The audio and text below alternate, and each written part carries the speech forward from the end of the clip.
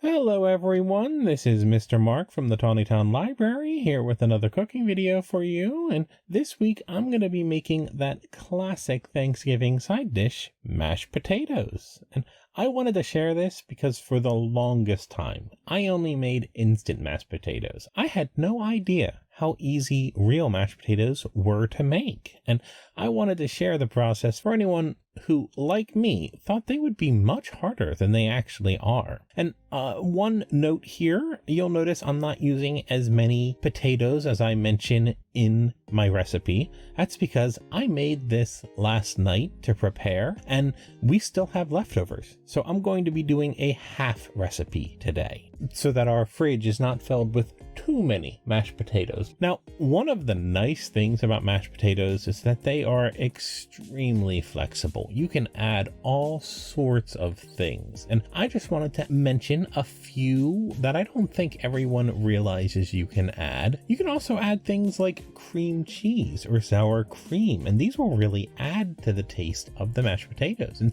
in fact, I highly recommend you try the cream cheese.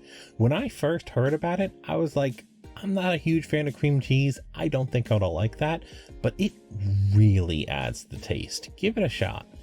Today, I'm just going to be making normal basic mashed potatoes though, and I'll just mention where you can add those in.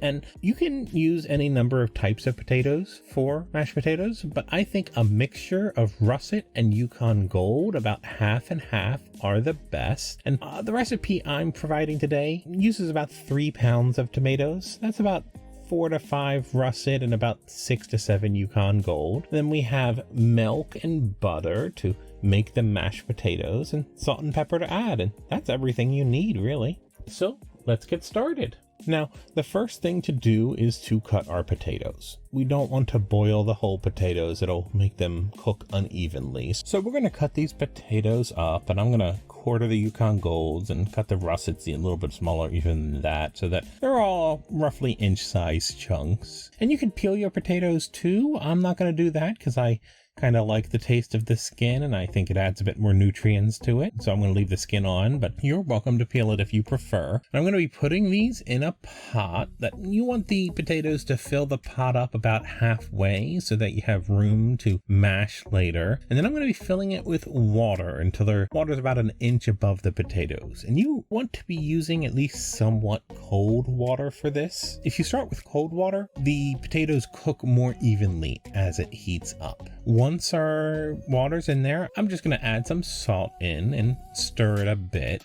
If you want some nice garlic mashed potatoes, this is where you'll want to add the garlic as well. And then once we're ready, I'm just going to turn the heat up to high and wait for it to start boiling. We don't need to sit through that whole process, so I'm just going to skip ahead to when the water's boiling now. Once the water starts boiling, we're going to turn the heat down to just low enough to keep it boiling. We don't want it on high the whole time. Cover it up, and then I'm actually going to start preparing the milk and butter. So I'm just going to grab another saucepan, and I'm going to do this on the stove because I'm right here, but if you prefer, you can do it in the microwave as well. I'm going to pour the milk in the saucepan, add the butter, and then I'm going to add my salt in. And just as a reminder, I'm using half the amount that I do in the full recipe. So half a cup of milk instead of one full one, and 4 ounces of butter instead of the full stick, and 1 teaspoon instead of 2 for the salt. Then I'm just going to heat this up on another burner until the butter has just melted. We don't want the milk boiling. We just want to wait until it's fully melted. And like I said earlier, you can do this in a microwave if you prefer. I'm just doing it on the stove because I'm already cooking on the stove. Now we just need to let the potatoes boil for 12 to 15 minutes. So I'm just going to skip ahead to when they're ready. And it's been 12 minutes, so I'm just going to grab a little poker and test to see if our potatoes are done. And I'm using a little cake testing thing here, but if you can just use a knife or a fork. And the important thing is when you poke the potato, it'll go straight through without any resistance. That means your potatoes are fully boiled and you're ready to go. So I'm just going to take my colander, I'm going to drain the potatoes out into this in the sink, and then I'm going to actually bring the pot back and turn the heat to low We don't want to turn the heat off yet.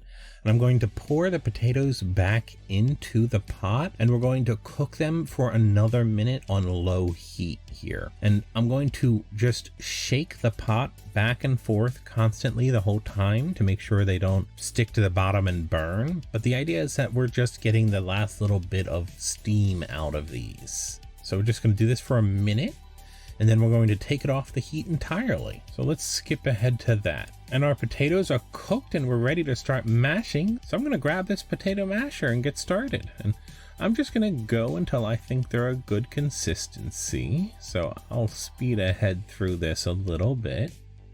And I think that looks about right to me. So I'm going to grab the milk and butter and pour about half of it in.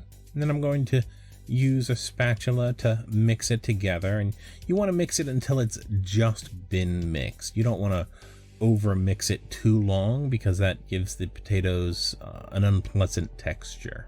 Then I'm going to grab the milk and butter, pour the rest of it in, and do the same thing again. Now you can play with the amount of milk and butter you have here. A little bit more will make it creamier, a little bit less will make it chunkier. This is where you get to really decide the texture of your mashed potatoes. Once milk and butter is combined, this is where you would add the sour cream or cream cheese if you wanted to add those. I'm going to grab some salt and pepper and add it in here. And I do want to note I was being a bit careless. I added as much salt as I would for the normal recipe, so my potatoes ended up a little bit too salty.